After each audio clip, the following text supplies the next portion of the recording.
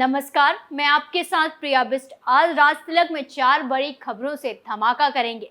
सबसे पहले बताएंगे कैसे राजस्थान में चुनाव से पहले कांग्रेस को बड़ा झटका लगा है, क्यों लाल डायरी गहलोत की जान के लिए जंजाल बन गई है, कैसे जेपी नड्डा ने राहुल गांधी के होश उड़ा दिए हैं।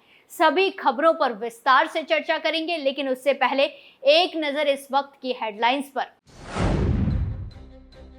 खड़गे ने लाल डायरी खोल, गहलोत पर किया बड़ा धमाका। बीजेपी ने किया जोरदार वार, बोले कांग्रेसियों ने खुद कबूला घोटाला। चुनाव से पहले कांग्रेस को बड़ा झटका, महाराणा प्रताप के वंशज विश्वराज सिंह बीजेपी में शामिल, राजपूत वोटों पर बड़ा दाव। कांग्रेस पर भड़के बीजेपी नेता राजेंद्र राठौड़, बोले गहलोत ने राजस्थान को आर्थिक आपातकाल में धकेला, जनता के साथ दिखावा कर रहे कांग्रेसी। राजस्थान पहुंचेंगे बीजेपी अध्यक्ष जेपी नड्डा, कोटा में पदाधिकारियों के साथ बैठक, चुनाव को लेकर बनाई जाएगी खास रणनीति। खबरों की शुरुआत लाल डायरी के साथ। लाल डायरी को सीएम गहलोत जितना दबाने की कोशिश कर रहे हैं, उतना ही लाल डायरी धमाके कर रही है। हाल ही में पीएम मोदी ने लाल डायरी के जिन को उखाड़कर गहलोत के पसीने छुड़ाए और अब कांग्रेस अध्यक्ष खड़गे ने लाल डायरी का राज खोलकर गहलोत को टेंशन में डाल दिया है। खड़गे ने लाल डायरी की भविष्यवाणी करते हुए कहा कि उस लाल डायरी में लिखा है कि विधानसभा चुनाव के बाद कांग्रेस एक बार फिर राजस्थान में सरकार बनाएगी। खड़गे के दावे के चंद मिनटों बाद ही बीजेपी ने इस लाल डायरी को लपक लिया। बीजेपी नेता गजेंद्र सिंह शेखावत ने गहलोत सरकार पर हमला बोलते हुए कहा कि कांग्रेस अध्यक्ष मल्लिकार्जुन खड़गे ने भी मान लिया है कि डायरी तो है।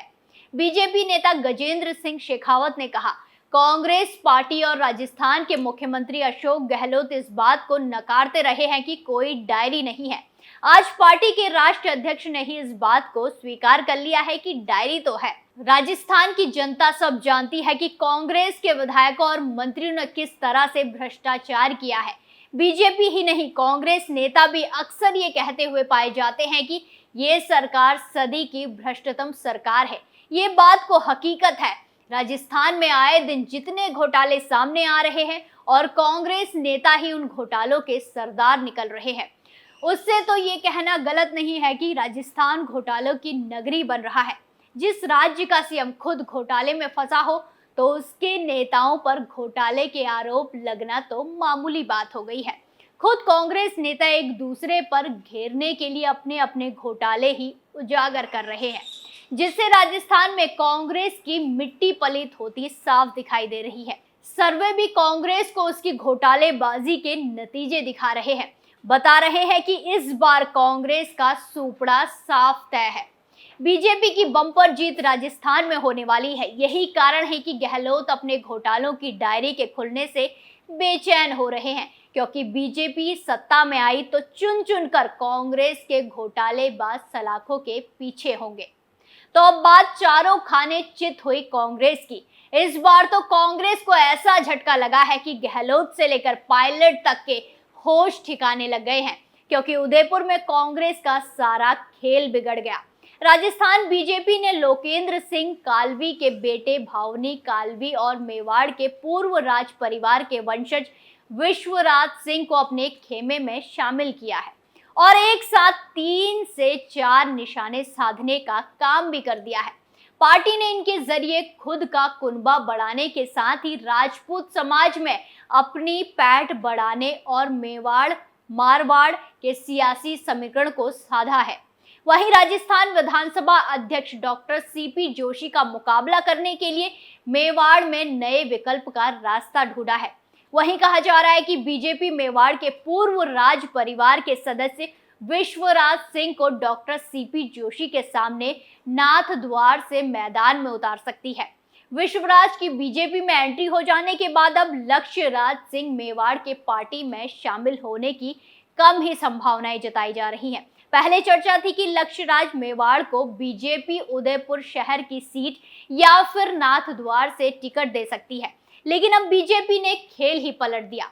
माना जा रहा है कि बीजेपी महाराणा प्रताप के वंशज विश्वराज सिंह को पार्टी में लाकर राजपूत वोटों पर भी मजबूत पकड़ बनाने की कोशिश कर रही है। तो अगली खबर कांग्रेस के पसीने छुड़ाने वाली है, क्योंकि बीजेपी नेता ने कांग्रेस के घोटालों पर ऐसी चोट मारी है कि गहलोत साहब बिलबिला उठे हैं। इसके साथ ही बीजेपी ने राहुल गांधी खड़गे को आईना दिखाने का काम भी किया है।